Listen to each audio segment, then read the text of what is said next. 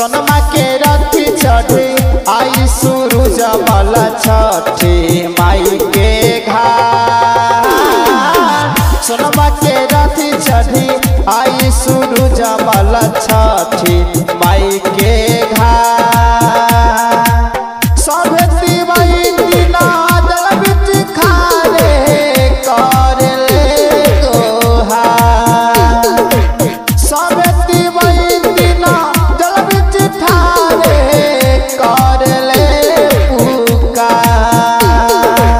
सोनमा के रथी चढ़ी आई सूरज देव छठी माई के घाट। सोनमा के रथी चढ़ी आई सूरज मल छठी माई के घाट। बोला बोला छठी मैया की।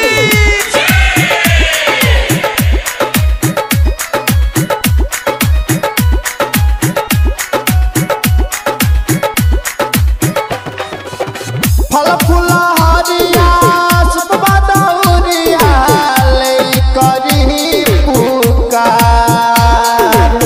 उगिया तितमल जल्दी से करी और घसिउकार। फल फूल हरिया सुतबा दौरिया ले करी पुकार। उगिया तितमल जल्दी से करी और घसिउकार। करी जन देरिया हो एहो गोसैया देहिया भइला ठाठ। सोनमा के रथी चढ़ी आई सूरज मल छठी माई के घाट। बोला बोला छठी मैया की।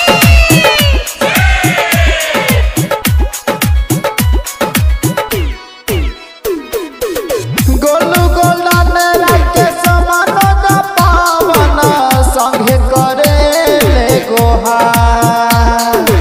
साजन सुरीला बाबा करे बिनतिया तिवई के सुनील पुकार।